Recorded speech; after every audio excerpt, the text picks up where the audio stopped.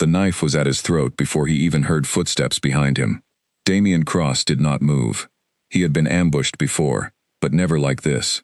Never while wearing the clothes of a common traveler. Never while his own guards were 3 miles away searching the wrong road. Blood from a wound in his side had already soaked through his shirt, and his legs felt heavy as stone. Whoever held the blade pressed it just hard enough to draw a thin line of warmth against his skin. "Your rings," a rough voice said. "And whatever coin you carry." Damien almost laughed. He had no rings. He had left every mark of his title behind before crossing into this border town, hoping to slip through unnoticed. While his council fought over treaties he no longer wanted to sign. He had wealth beyond counting, waiting for him back home. Yet in this moment, standing in a narrow alley with the smell of rain and old smoke around him, he had nothing to give. "I have no coin," he said quietly. The man behind him did not believe it. The blade pressed tighter. Somewhere down the street, a cartwheel creaked. A dog barked twice, and then silence returned, thick and waiting. It was the sound of a door opening that saved him. A woman's voice called out, sharp and sudden, asking who was there, and what business anyone had in her family's alley at that hour.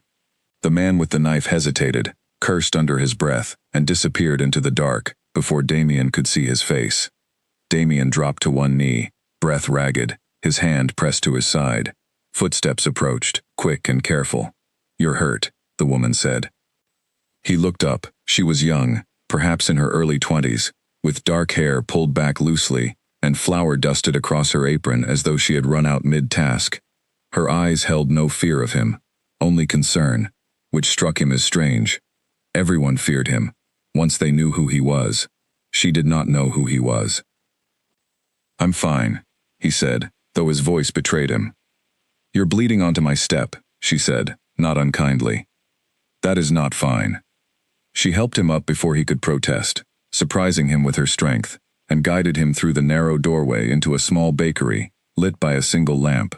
The warmth of the ovens still lingered in the air, along with the smell of yeast and something sweet baked earlier that day. She sat him down on a wooden bench near the back and disappeared for a moment, returning with a strip of clean cloth and a bowl of water. "Hold still," she said, kneeling in front of him. Damien, who commanded armies with a single word, who had faced down rival pack leaders without blinking, found himself oddly speechless as this stranger cleaned the wound at his side with careful, steady hands. She did not ask who he was. She did not ask why. A man dressed like a laborer had a wound that looked like it came from a blade, meant for someone far more important than a laborer. "You should see a healer," she said finally, tying off the cloth. "This needs more than what I can do. I'll manage." "Stubborn," she muttered, and for the first time, something like amusement flickered across her face. He studied her while she cleaned the bowl and set it aside. There was no calculation in her expression, no attempt to see what she might gain from helping him. In his world, kindness always came with a price tag hidden somewhere beneath the surface. He had learned to look for it the way a sailor looks for storm clouds. He looked for it now, and found nothing. "Why did you help me?" he asked. She turned, tilting her head as though the question confused her. "You were bleeding in my alley. What else would I do? Walk away. Call for guards. Pretend you saw nothing." "That's a strange list of options," she said. "None of them feed a hungry man, or stop a wound from getting worse." He almost smiled. "Almost. How do you know I'm hungry?" "Because you're staring at the bread on that shelf like you haven't eaten in 2 days. He hadn't, in truth. Not since he'd left the estate in secret, moving through back roads and quiet paths to avoid recognition. He had assumed hunger was simply part of the disguise, something to endure until he returned to his own table. He had not expected anyone to notice, let alone offer to fix it. The woman walked to the shelf, took down a small loaf, still slightly warm from the day's baking, and set it in front of him without a word. Then she waited, watching to see if he would eat. "I have no way to pay you," he said, testing her, curious what she would say. "I didn't ask you to pay," she said simply. "Eat." He broke the bread slowly, savoring it in a way he had not savored food in years. Meals at the estate were elaborate, prepared by skilled cooks, served on gold-rimmed plates, yet none of them had ever tasted like this simple loaf handed to him by a stranger who expected nothing in return. "What's your name?" he asked between bites. "Elira," she said. "Elira Hart. This is my family's bakery. though most nights it feels more like my burden than my family's. Why is that? She hesitated, as though unsure why she was telling a stranger anything at all, then shrugged.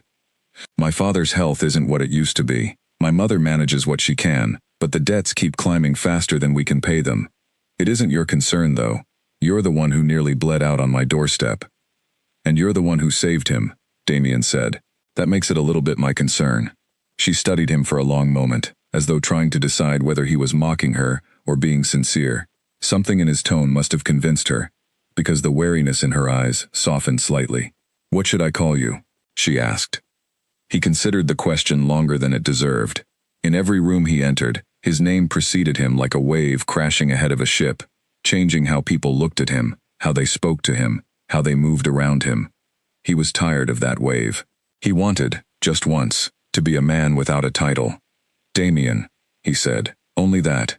No family name, no mention of the pack he ruled, no crown hidden behind the word. Well, Damien, Elira said, standing and brushing flour from her hands, you should rest here until the bleeding stops. I won't have you collapsing in the street and giving my bakery a reputation for finishing off strangers. He laughed, despite the pain in his side. A real laugh, unguarded and surprised out of him. It had been a long time since anyone made him laugh without trying to win something from him first. Outside, the night stretched on, quiet and ordinary, while somewhere in the hills beyond the town, his guards searched roads he was no longer on, unaware that their king sat in a small bakery, eating bread offered freely by a woman who had no idea she had just fed the most powerful man in the region. For the first time in longer than he could remember, Damien Cross felt something other than exhaustion or suspicion settle over him. He felt, strangely, at ease. He knew he should leave before dawn, before anyone recognized him, before this fragile moment of anonymity shattered into the reality of who he was and what waited for him beyond these walls. But as Elira moved quietly around the bakery, preparing dough for the morning ahead, humming softly under her breath, he found himself in no hurry to go anywhere at all. The wound at his side still ached, but it was nothing compared to the quiet ache he felt watching a stranger care for him without knowing his name, carried the weight of a kingdom. He wondered, briefly, what she would do if she knew. Would she still have offered the bread? Would the ease between them vanish the moment his title entered the room? He did not know the answer, and for reasons he could not fully explain, he was not ready to find out. Not yet. For now, he wanted to remain simply Damien, a hungry traveler grateful for a warm loaf of bread and the unexpected kindness of a stranger who asked for nothing in return. Outside, the wind picked up, rattling the shutters gently, and somewhere far away, men loyal to him searched frantically through the dark, unaware that their missing king had found, in the last place anyone would look, the first honest kindness he had known in years. 3 days passed before Damien returned to the bakery, though every hour of those 3 days had been consumed by matters he could not ignore. His guards had found him near dawn, panicked and furious at having lost track of their king for even a single night.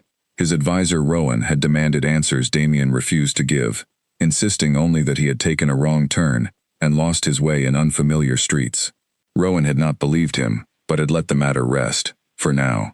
Still, Damien could not stop thinking about the small bakery tucked into that quiet alley, or the woman who had cleaned his wound and fed him without asking a single question about who he was. He told himself he was simply curious about her circumstances, that a king should know when his people struggled beneath debts they could not escape.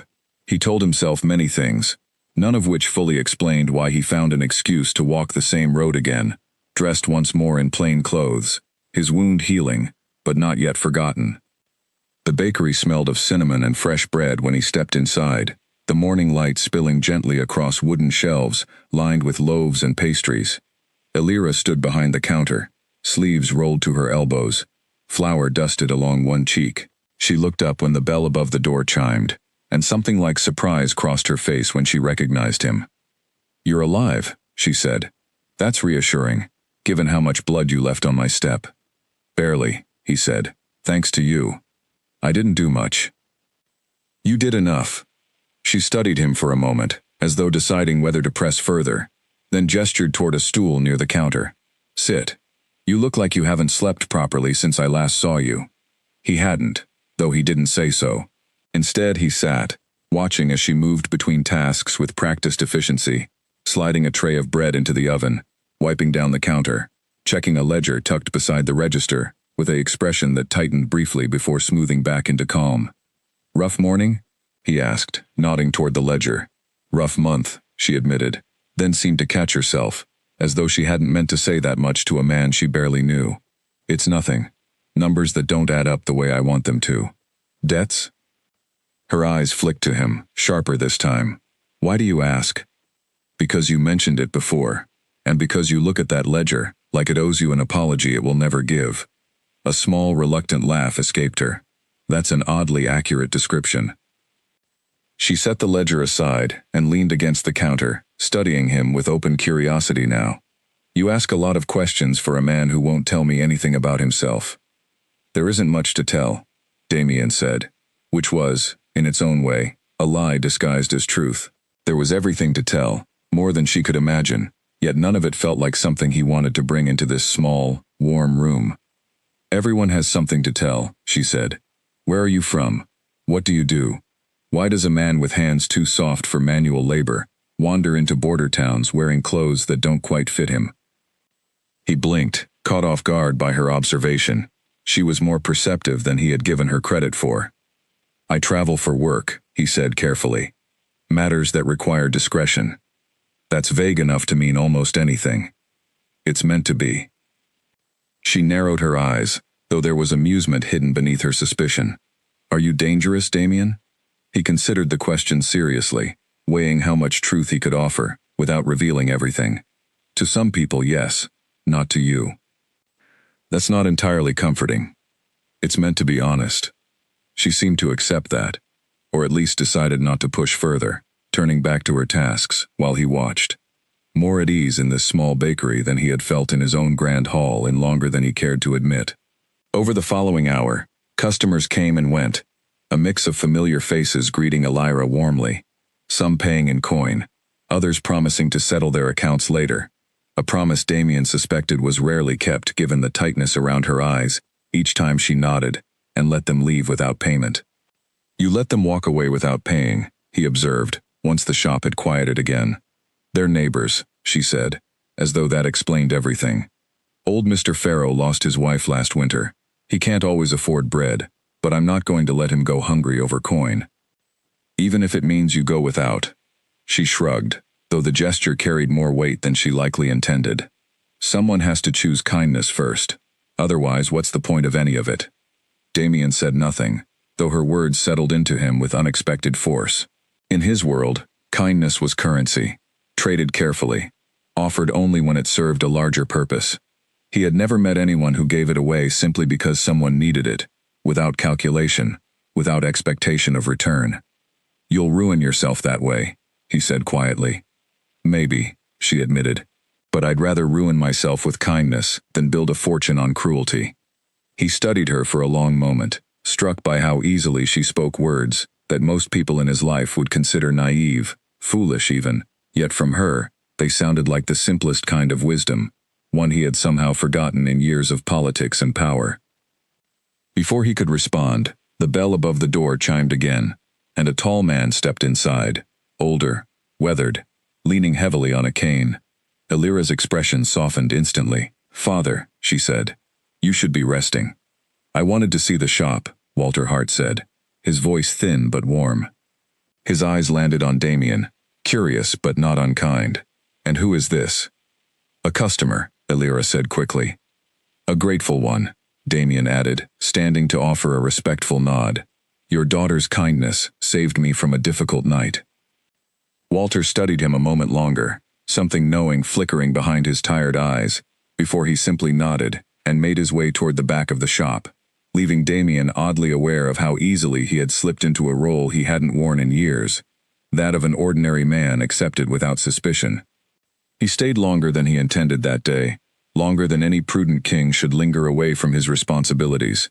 Yet as the afternoon stretched into evening, and Elira moved through her tasks with quiet determination, despite the weight clearly resting on her shoulders, Damien found himself unwilling to leave. For the first time in years, he was not Alpha King Damien Cross, feared and calculated around by everyone who knew his name. He was simply Damien, a man grateful for bread and conversation, sitting in a small bakery that smelled of cinnamon and honest hard work, falling slowly and unexpectedly into something he had no name for yet, something far more dangerous than any blade pressed against his throat in a dark alley. Because unlike a blade, this danger did not threaten his life. It threatened the careful walls he had built around his heart, walls that had kept him safe for years, and Alira Hart, without meaning to, without even knowing who he truly was, had already begun to crack them, one small kindness at a time. The pounding on the door came before sunrise, hard enough to rattle the frame.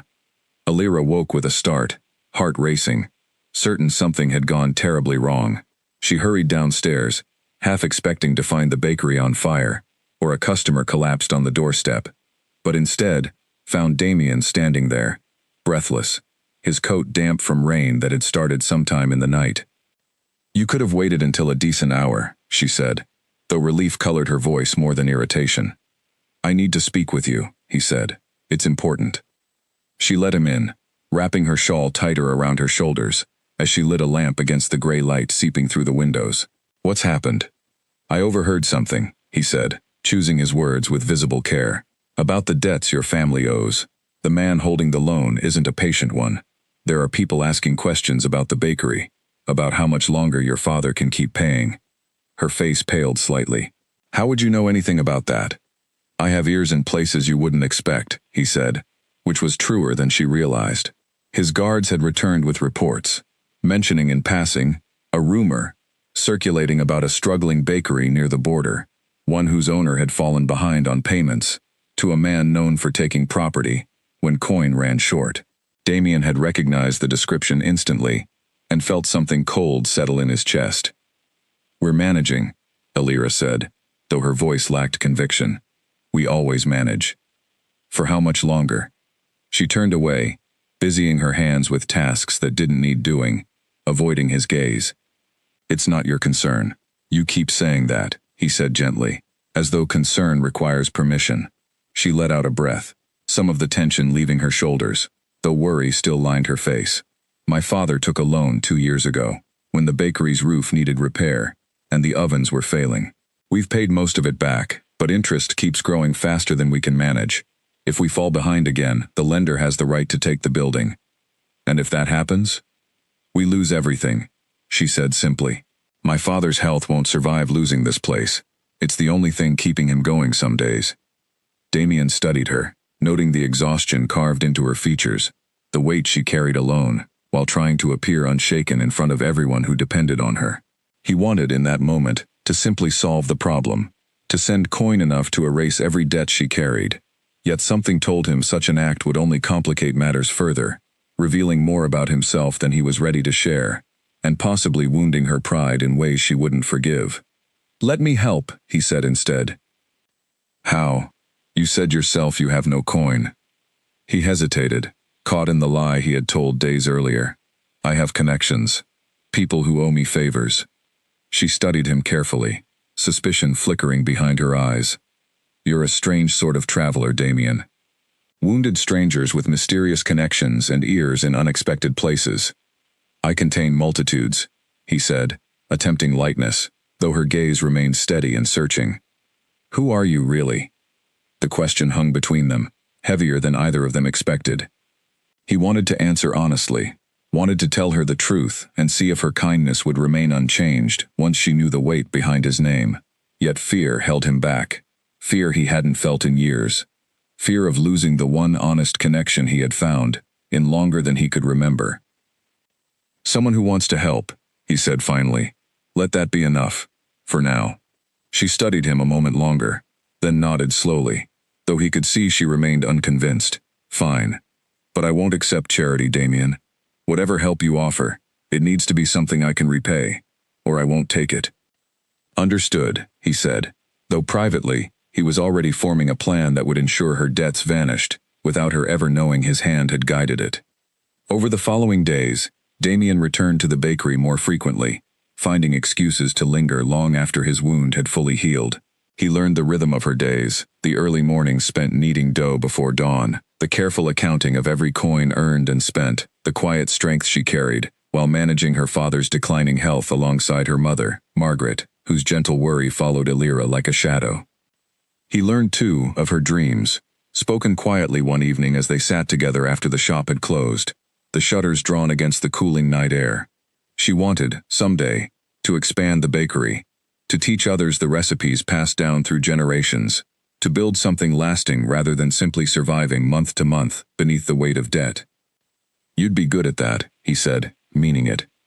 "You barely know me," she said, though a small smile suggested she appreciated the sentiment regardless. "I know enough," he said. "I know you feed strangers without asking what they can offer in return. I know you let neighbors leave without paying because you can't stomach the thought of anyone going hungry. I know you carry burdens that would break most people, yet you still hum while you work, as though refusing to let sorrow win." She looked at him, something unreadable in her expression, warmth mixed with confusion, as though she wasn't quite sure what to make of a man who observed her so closely, yet remained a mystery himself. "You say things like that," she said quietly, "and I don't know whether to be flattered or suspicious." "Perhaps a little of both," he admitted. Their conversations continued this way, over the following weeks, easy and unguarded, in ways Damien hadn't experienced in years, each visit peeling back another layer of the careful walls he had built around himself.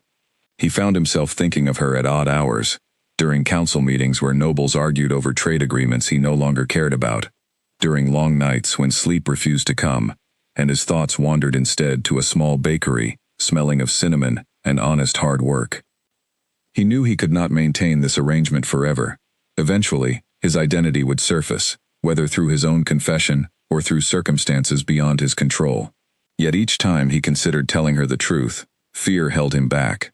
Fear that the moment she learned he was Alpha King Damien Cross, ruler of the Cross Pack, the ease between them would shatter, replaced by the same wariness and calculation he encountered from everyone else who knew his name. He wanted, selfishly perhaps, to hold on to this fragile, ordinary happiness a little longer, before the world outside inevitably came crashing through the bakery's quiet doors. The council chamber smelled of polished wood and old ambition, a scent Damien had grown to associate with exhaustion rather than authority. He sat at the head of a long table, half listening, as advisors argued over matters that once would have commanded his full attention. "Your Majesty," Edmund Vale said, leaning forward with the practiced patience of a man accustomed to guiding conversations toward his own interests, "the matter of your mate cannot wait indefinitely. The Ashworth pack has offered their daughter, Cassia, along with control over 3 valuable trade routes. It would strengthen our borders considerably." Damien said nothing, his attention drifting toward the window, though there was nothing beyond it worth watching, except gray afternoon clouds. "Additionally," Edmund continued, undeterred, "Lord Garrett of the Thorn Pack has expressed interest in an alliance, contingent upon your willingness to consider his sister as a candidate for your mate. She is, by all accounts, both beautiful and well-educated, fluent in several languages, skilled in matters of diplomacy." "I'm aware of her qualifications," Damien said flatly. "You've mentioned them at every meeting for the past month." "Because the decision grows more urgent with each passing week," Edmund pressed. "Rival packs grow restless watching you remain unattached. Some interpret your hesitation as weakness. Let them interpret it however they wish." Rowan, seated beside Edmund, exchanged a glance with him before speaking carefully. "Your Majesty, I understand your reluctance. Choosing a mate is no small matter, and it should never be rushed. But the Council raises fair concerns. Stability depends partly on perception, and perception currently suggests uncertainty at the head of our pack." Damien's jaw tightened. He understood the political weight behind their words, understood that a kingdom's strength often relied as much on appearances as reality. Yet something in him rebelled against the idea of choosing a mate based on trade routes and alliances rather than genuine connection. "I will consider the matter," he said finally, though his tone offered little reassurance.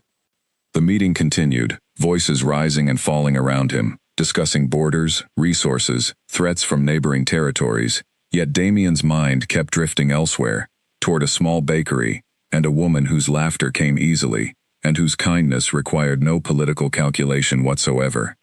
After the meeting concluded, Rowan lingered behind, waiting until the chamber emptied, before approaching him directly.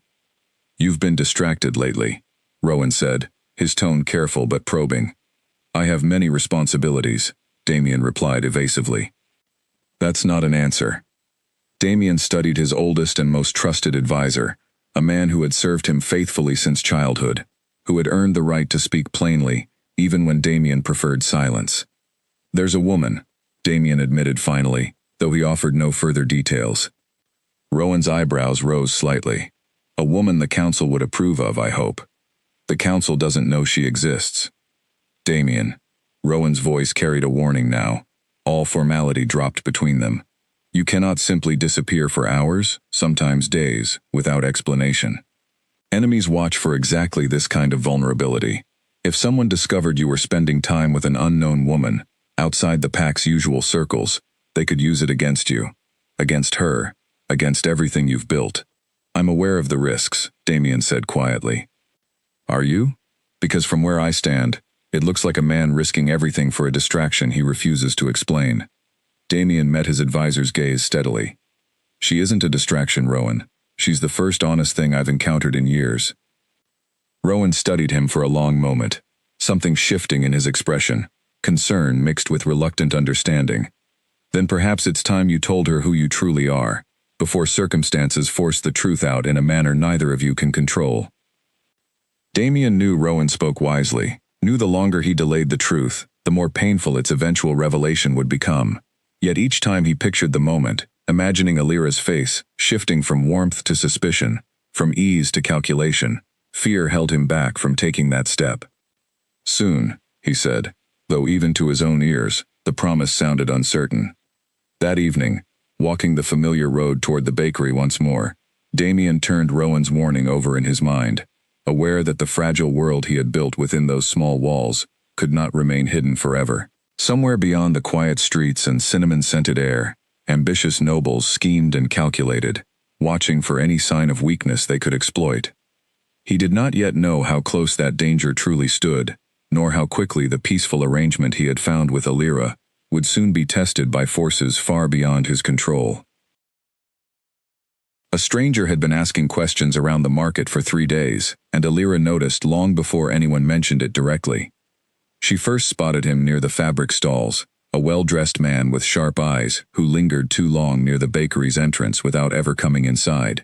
The second day, he spoke quietly with the baker down the street, gesturing toward her shop while pretending to examine a display of pastries he had no intention of buying. By the third day, her neighbor Nora pulled her aside with a worried expression. "Someone's been asking about you," Nora said.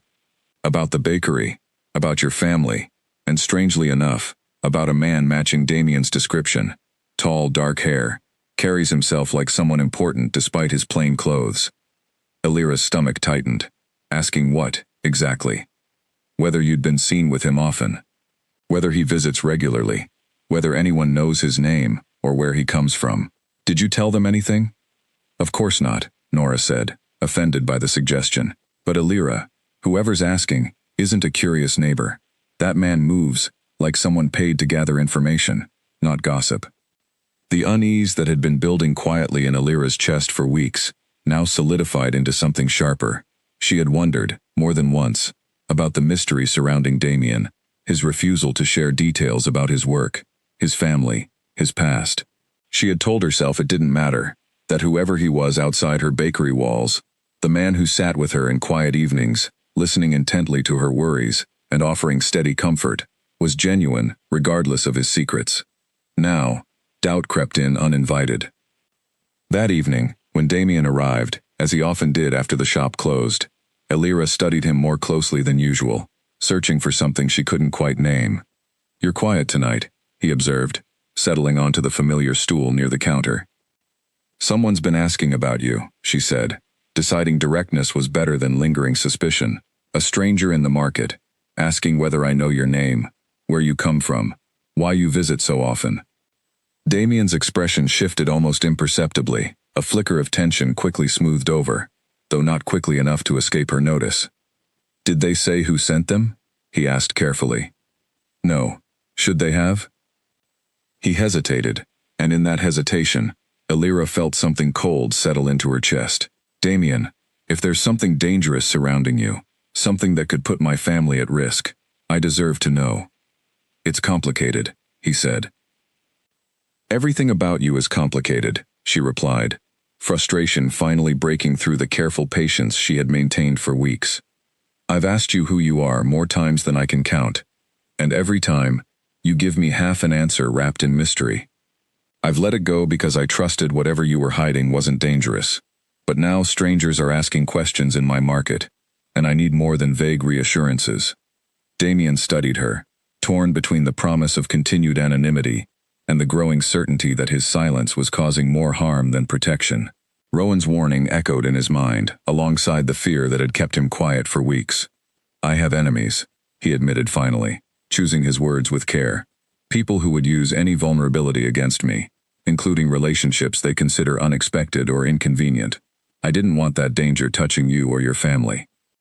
So you're important enough to have enemies asking questions across an entire market, yet not important enough to tell me your full name? It's not that simple. It sounds exactly that simple, she said, standing now, arms crossed protectively over her chest. Either you trust me, or you don't. And if you don't, I'm not sure what we've been building these past weeks. He rose as well, closing the distance between them, though he stopped short of reaching for her. I trust you more than I've trusted anyone in years, Elira. That's precisely why this is so difficult. The moment you know the truth, everything between us changes, and I've been selfish enough to want just a little longer before that happens. What could possibly be so significant that the truth changes everything? He opened his mouth to answer, the confession finally forming on his tongue, when the bell above the door chimed sharply, interrupting the moment entirely. A messenger, breathless and clearly having run the entire way, stumbled inside, immediately dropping into a respectful bow the instant he laid eyes on Damien. Your Majesty, the messenger gasped, forgive the intrusion, but Advisor Rowan sent me urgently. There's been an incident at the northern border. He needs you immediately. The silence that followed felt like the entire world had gone still. Elira stared at Damien, the messenger's words echoing through the small bakery, rearranging everything she thought she understood in the span of a single sentence. Your Majesty. The title landed like a physical blow, stripping away weeks of careful trust in an instant. She began, then stopped, unable to complete the sentence, though the realization already burned clearly across her face. Elira, Damien said quietly, let me explain. You're the Alpha King, she said, the words tasting foreign and bitter on her tongue. All this time, you let me believe you were simply a traveler, a stranger with no coin, no name, nothing but a wound in his side, and gratitude for a piece of bread. I wanted to tell you, he said, stepping closer, though she stepped back instinctively, putting distance between them. When, after weeks of pretending, after I told you things about my family, my fears, my dreams, believing you were simply Damien, an ordinary man who understood struggle because he'd faced hardship himself. I do understand struggle, he said, though even to his own ears, the words sounded inadequate against the weight of her betrayal. You understand nothing, she said, though her voice cracked slightly, revealing hurt beneath the anger. You're a king. You've never gone hungry a single day in your life, never worried whether debts would cost your family everything they've built, and yet you sat here, letting me believe otherwise, letting me feel like an equal, when this entire time you were simply amusing yourself with someone beneath your notice. That's not true, Damien said, urgency creeping into his voice now. I never once thought of you as beneath me. If anything, meeting you reminded me what genuine kindness looks like, something I'd forgotten existed in a world where everyone wants something from me. The messenger shifted uncomfortably nearby, clearly wishing to be anywhere else, though duty kept him rooted in place, waiting for his king's response. I need time, Elira said finally, her voice quiet but firm. Time to understand what any of this means. Time to figure out whether the man I've come to know these past weeks was ever real, or simply a performance you gave because it amused you to play at being ordinary. Elira. Please, she said, cutting him off. Just go. Your advisor is waiting. Damien wanted to argue, wanted to close the distance between them and explain everything properly.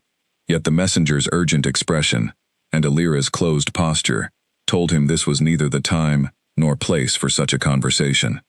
He nodded slowly, gathering what little dignity remained in the moment. I will return, he said. And when I do, I hope you'll allow me the chance to explain properly. She said nothing, watching silently as he left with the messenger, the bell above the door chiming softly behind them, leaving her alone in the small bakery that suddenly felt colder and emptier than it had in weeks. Outside, beneath a darkening sky, Damien mounted the horse the messenger had brought, his thoughts consumed not by whatever crisis awaited at the northern border, but by the look on Alira's face when she learned the truth, a mixture of hurt and betrayal he feared he might never fully repair. The northern border crisis, as it turned out, was smaller than the messenger's panic suggested. A minor skirmish between border guards and a group of trespassers, quickly resolved once Damien arrived. Yet the true crisis, the one that consumed his thoughts throughout the tense ride and the hours spent settling the dispute, remained entirely centered on the bakery he had left behind, and the woman whose trust he feared he had shattered beyond repair. He returned to the estate exhausted, both physically and emotionally, only to find Rowan waiting in his study, expression grim. You look like a man who's lost something important, Rowan observed. I have, Damien admitted, dropping into a chair near the fireplace. She knows who I am now. Rowan's eyebrows rose slightly. How did she take it? Poorly, as I expected she would. You should have told her sooner, Rowan said, though there was no judgment in his tone, only quiet understanding. I know that now, Damien said. I was selfish. I wanted to hold on to something ordinary a little longer before the world outside inevitably intruded. Rowan studied him for a long moment before speaking again. For what it's worth, I've heard rumors from the town. People speak well of her kindness toward neighbors, her dedication to her family despite hardship. If she's the woman capable of drawing your attention away from council meetings and political maneuvering, perhaps she's worth the risk of vulnerability. Damien looked up, surprised by his advisor's uncharacteristic warmth on the matter. I thought you'd warn me against such distractions. I did warn you, Rowan said, allowing a small smile. But warnings don't always account for genuine connection. And frankly, Damien, I haven't seen you laugh, truly laugh, in longer than I can remember, until these past weeks. The words settled into Damien's chest, offering small comfort against the uncertainty gnawing at him since he'd left the bakery. Yet comfort alone couldn't undo the hurt visible on Alira's face, nor guarantee she would ever trust him again, after weeks of carefully maintained deception. Meanwhile, unbeknownst to Damien, the stranger who had been asking questions throughout the market was not merely a curious observer, but someone sent deliberately by Cassia Ashworth, the noblewoman whose family hoped to secure her position as Damien's mate through political alliance. Word had reached the Ashworth estate of the king's frequent, unexplained absences, and Cassia, unwilling to lose her family's carefully calculated advantage, had sent someone to investigate discreetly. The information gathered, confirming a romantic connection between the Alpha King and an unknown commoner baker, now sat waiting in Cassia's possession, a valuable weapon she intended to use precisely when it would cause the most damage. Back in the small bakery, Alira spent the following days in a haze of confusion and hurt, going through the motions of her daily work, while her mind replayed every conversation she'd shared with Damien, searching for signs of deception she might have missed, moments where his careful evasions should have warned her of the truth hidden beneath his ordinary demeanor. Her mother, Margaret, noticed the change immediately, though she said nothing directly, simply offering quiet support through small gestures, an extra cup of tea in the evenings, a gentle hand on Alira's shoulder when exhaustion and confusion threatened to overwhelm her. You'll figure it out, Margaret said one evening, breaking the silence between them as they closed the shop together. Whatever's troubling you, it won't remain unclear forever. I don't even know what to feel, Alira admitted quietly. Angry, certainly. Betrayed, without question. But also, she hesitated, searching for words that felt honest rather than convenient. Also what? Margaret prompted gently.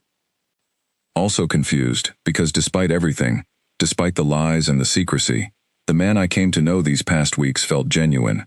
His kindness, his curiosity, the way he listened when I spoke about my worries, none of that felt performed.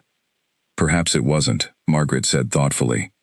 Perhaps a man carrying the weight of an entire kingdom simply wanted, for a little while, to be someone ordinary, someone allowed to make mistakes and share genuine moments without the constant calculation his position likely demands.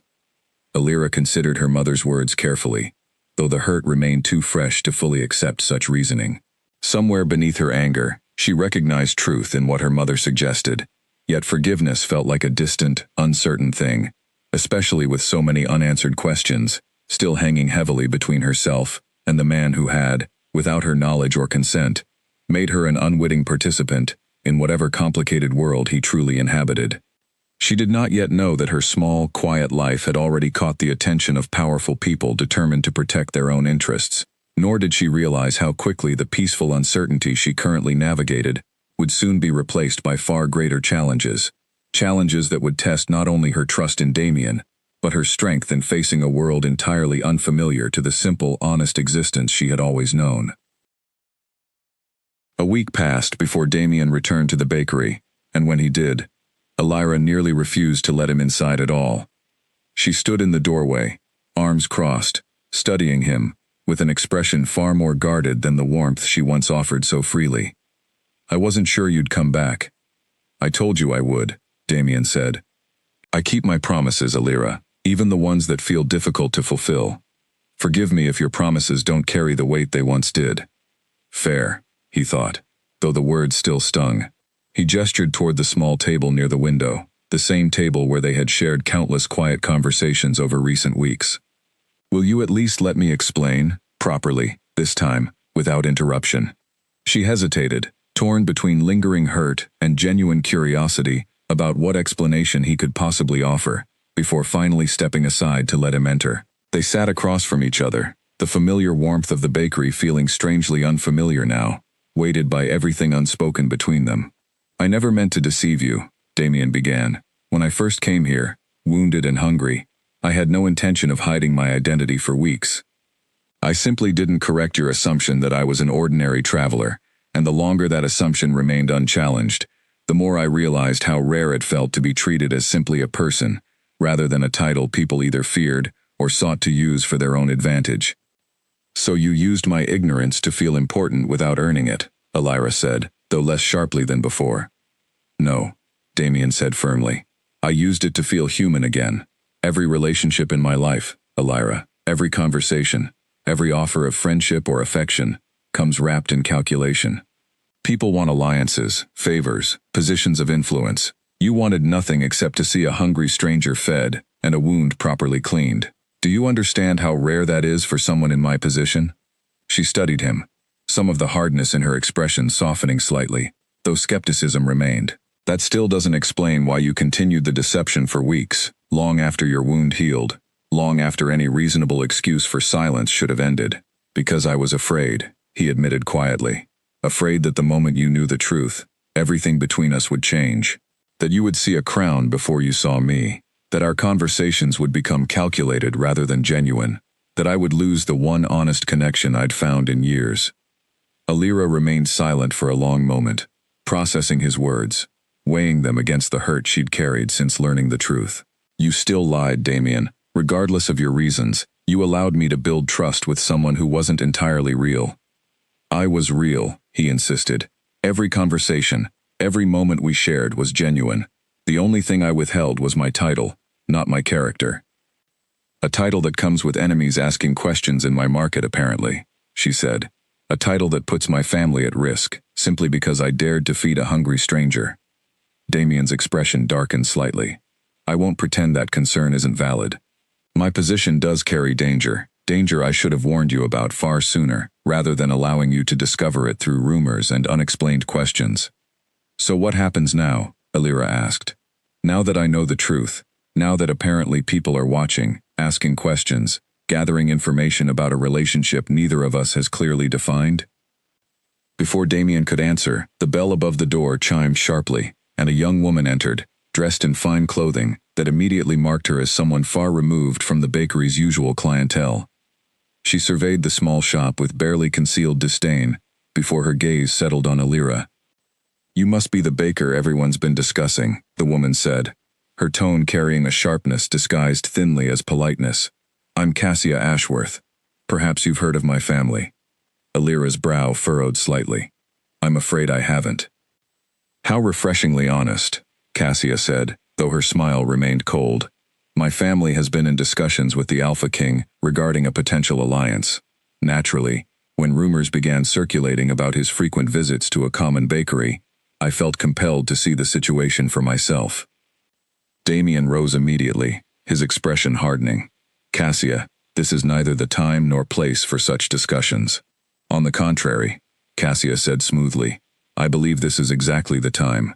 Your council grows increasingly concerned about your judgment, Damien.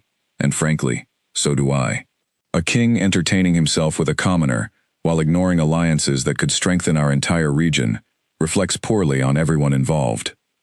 My personal matters are not yours to judge, Damien said, his voice carrying the authority Alira had never witnessed before, a stark contrast to the quiet, ordinary demeanor she'd grown familiar with over recent weeks. Perhaps not, Cassia said, turning her attention back to Alira, but they certainly become the concern of anyone who cares about the kingdom's stability. Tell me, dear, has Damien mentioned the numerous responsibilities awaiting him? The alliances his council expects him to secure? The reputation he risks by spending his time in a bakery rather than fulfilling his duties? Alira remained silent, though her gaze flickered toward Damien, searching for reassurance amid Cassia's pointed words. I imagine, Cassia continued, her voice dripping with false sympathy, that whatever fondness exists between you two will fade quickly once reality settles in. Kings don't marry bakers, sweetheart. They marry strategic advantage. I'd hate to see you invest your heart somewhere destined for disappointment. That's enough, Damien said sharply, stepping forward. You've made your point, now leave. Cassia offered a small, satisfied smile, as though she'd accomplished exactly what she'd intended. Of course, Your Majesty. I only hope you'll consider the council's concerns seriously, before matters progress further than they should. She left as elegantly as she'd entered, the bell chiming softly behind her, leaving a heavy silence in her wake. Alira stared at the door for a long moment, before turning back to Damien. Is that true? Does your council truly expect you to secure an alliance through marriage? Damien sighed, running a hand through his hair. They've pressured me for months regarding potential mates. Yes. Cassia, among the candidates they've suggested. And what have you told them? That I refuse to be rushed into a decision as significant as choosing a life partner based purely on political advantage. But you haven't refused entirely, Alira pressed. You haven't told them it's impossible. Damien hesitated, and in that hesitation, Alira felt something painful settle into her chest. It's complicated, Alira. My position carries responsibilities that apparently include marrying someone your council approves of, regardless of genuine feeling, she finished quietly. I understand, Damien. Truly, I do. You're a king. I'm a baker struggling to keep my family's shop from collapsing under debt. Whatever this has been between us, it was always destined to remain temporary, wasn't it? That's not what I want, Damien said firmly. But it might be what happens, regardless of what either of us wants, she said. I think you should go, Damien. I need time to think, away from beautiful noble women reminding me exactly where I stand in your world. He wanted to argue, wanted to promise her that nothing Cassia said held any truth, yet the weight of his responsibilities, the council's mounting pressure, and the uncertainty clouding his own future, left him unable to offer the reassurance she desperately needed. He left quietly, the door closing behind him with a soft, final click, leaving Alira alone once more, uncertainty and hurt swirling together in ways she couldn't quite untangle. Rumors spread through the town faster than Damien anticipated, twisted and exaggerated with each retelling, until the story bore little resemblance to reality. By the time Alira heard the whispers herself, standing quietly near the market while pretending to examine vegetables she had no intention of buying, the tale had transformed into something entirely unrecognizable. They say she trapped him, one woman murmured to another nearby. Used some kind of charm to lure the Alpha King into her shop, hoping to secure herself a comfortable position through deception. I heard she's been demanding money from him, another voice added, threatening to expose their relationship unless he pays to keep her silent. Alira's chest tightened painfully as she listened, unable to correct the false narratives being whispered so casually around her. She hurried home, tears threatening despite her efforts to remain composed, only to find her family's bakery unusually quiet, a folded letter waiting on the counter, sealed with wax bearing an unfamiliar crest. She opened it with trembling hands, reading words that confirmed her worst fears. The letter, sent anonymously, though clearly originating from someone within the council's circle, threatened to expose damaging fabrications about her character, unless she ended all contact with Damien immediately. It hinted at consequences for her family's struggling business, implications that debts could suddenly become impossible to manage, that suppliers might mysteriously stop delivering goods, that the very survival of everything her family had built could be threatened unless she complied. Fear and anger warred within her as she read the letter twice more, searching for any indication of who specifically had sent it, though the vague, threatening language offered no clear answers. That evening, when Damien arrived, finding her uncharacteristically pale and shaken, she showed him the letter without a word, watching his expression shift from confusion to barely controlled fury as he read through the threatening message. "Who sent this?" he demanded. "I don't know," Illyra said, "but it's clear someone wants me gone from your life, Damien, and they're willing to threaten my family's livelihood to make that happen." "I won't let this stand," he said, fury evident in his tone. "Whoever sent this will answer for their actions." "And what happens to me in the meantime?" Illyra asked, exhaustion evident beneath her anger. "What happens to my family, caught in the middle of political games we never asked to be part of? I have enough to worry about without becoming a target for people determined to protect their own ambitions." Damien's expression softened slightly, guilt evident, as he realized the full weight of danger his presence had brought into her life. "I never intended for any of this to touch you or your family. I should have considered the risks more carefully before allowing myself to become so involved." "Perhaps," Illyra said quietly, "the safest choice for everyone is for us to simply stop seeing each other, before more threats arrive, before my family suffers consequences neither of us can control." The words hung heavily between them, each recognizing the painful practicality behind her suggestion, yet neither entirely willing to accept it as the only path forward. Damien studied her carefully, torn between protecting her from further danger and refusing to abandon the one genuine connection he'd found amid years of calculated relationships and political maneuvering. "Give me time," he said finally.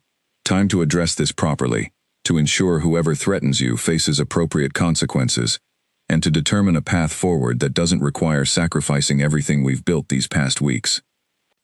Illyra said nothing, though her silence carried its own uncertain answer, neither agreement nor refusal, simply exhausted uncertainty about a future that felt increasingly complicated with each passing day.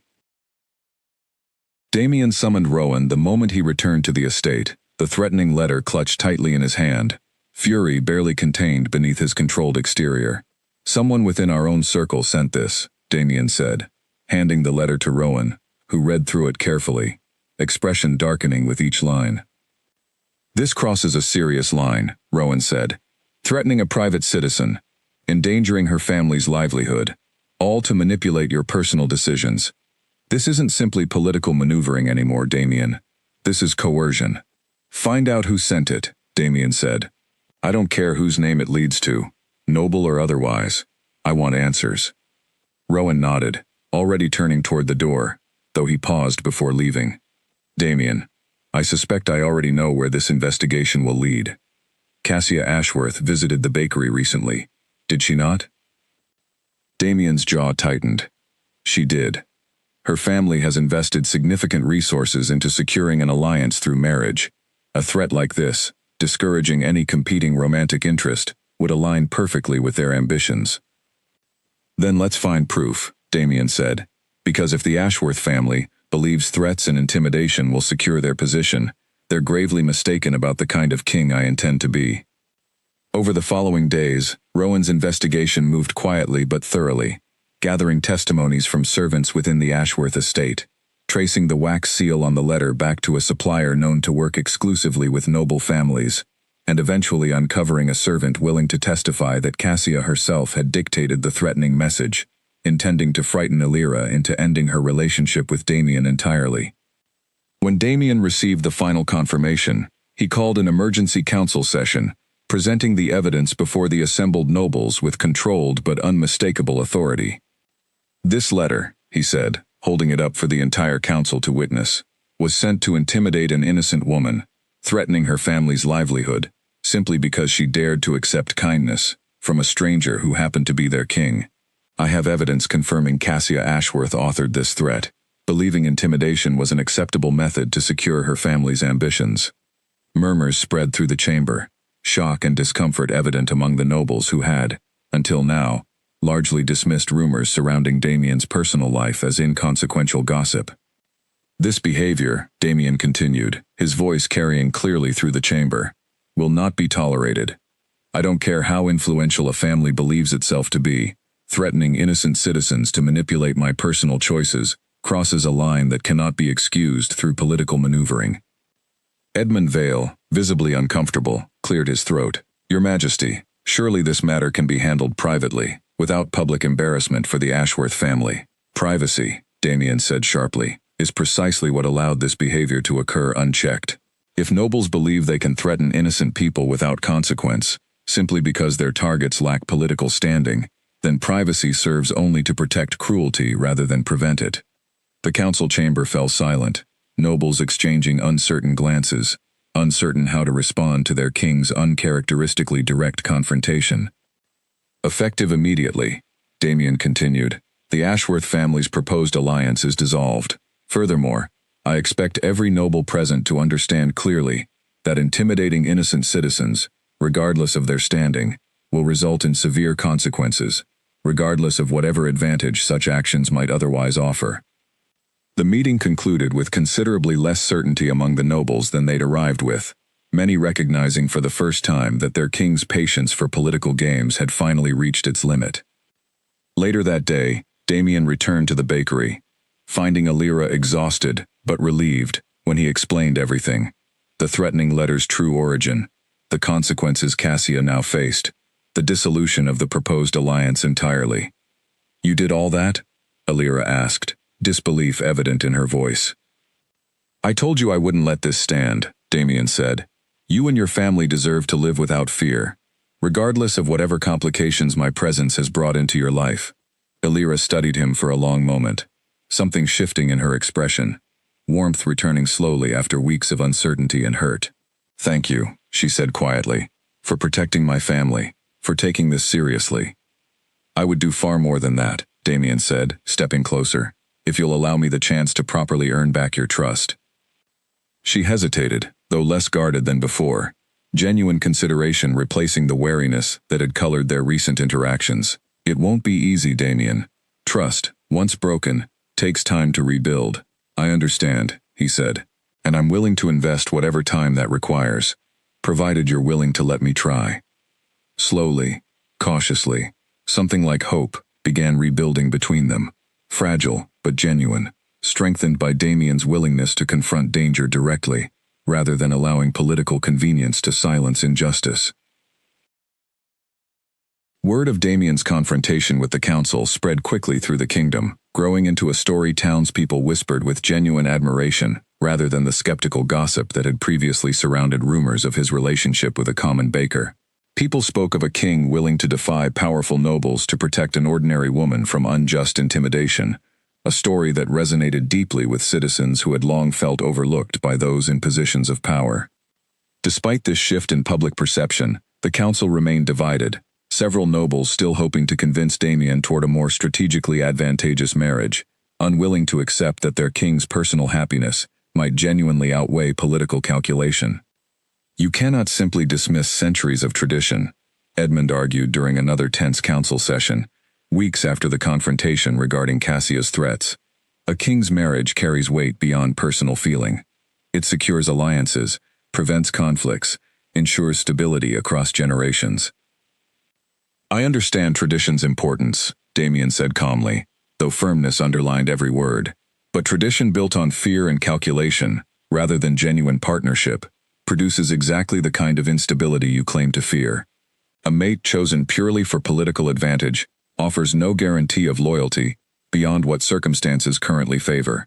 Genuine partnership, built on trust and mutual respect, provides far greater stability than any strategic alliance ever could. And you believe this baker offers such partnership? Another council member asked skeptically. I believe, Damien said, that Alira Hart offered me kindness without calculation, the very first time we met, expecting nothing in return beyond simple human decency. She has continued demonstrating integrity, strength, and genuine care despite significant hardship, without ever once seeking advantage from her association with me.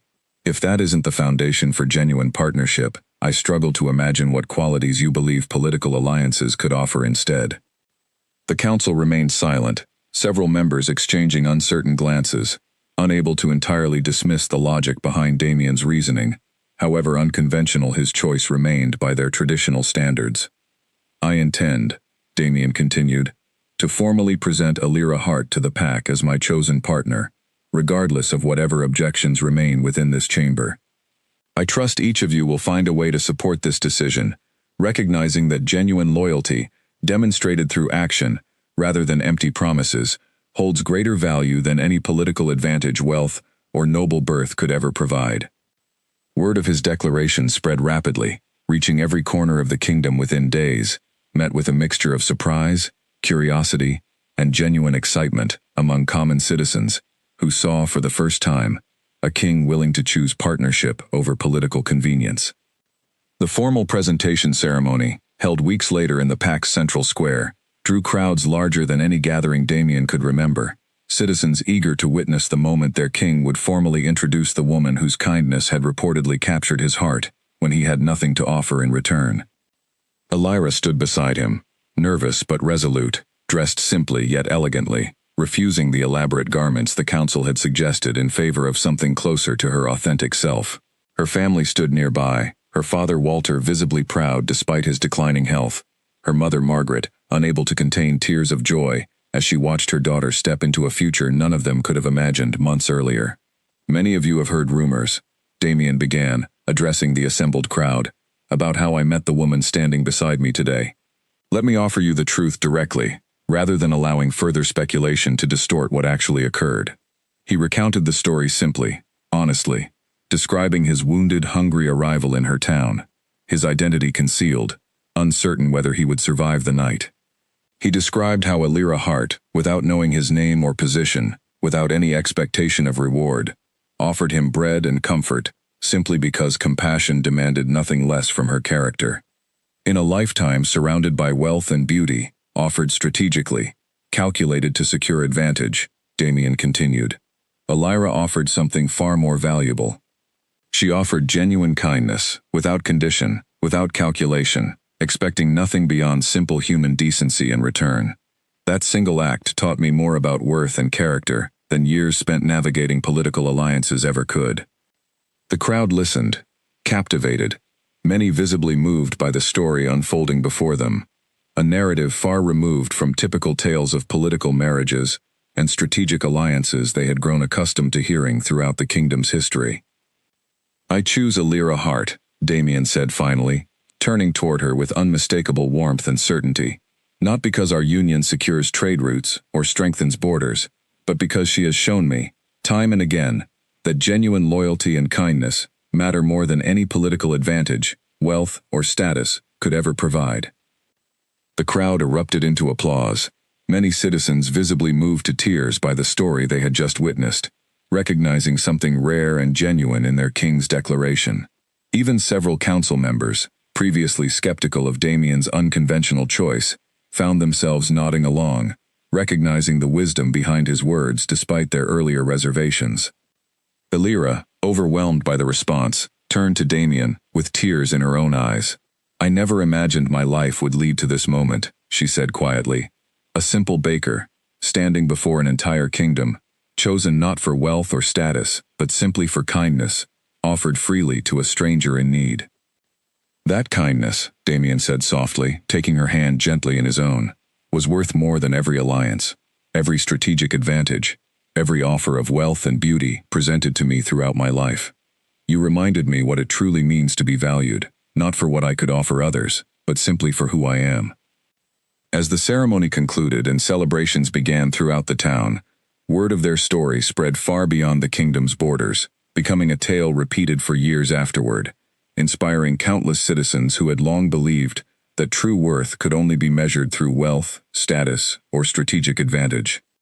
Damien and Alira built their life together steadily, facing challenges that inevitably arose from bridging two entirely different worlds, yet their foundation, built on genuine trust and mutual respect rather than political calculation, remained strong, despite every obstacle they encountered along the way.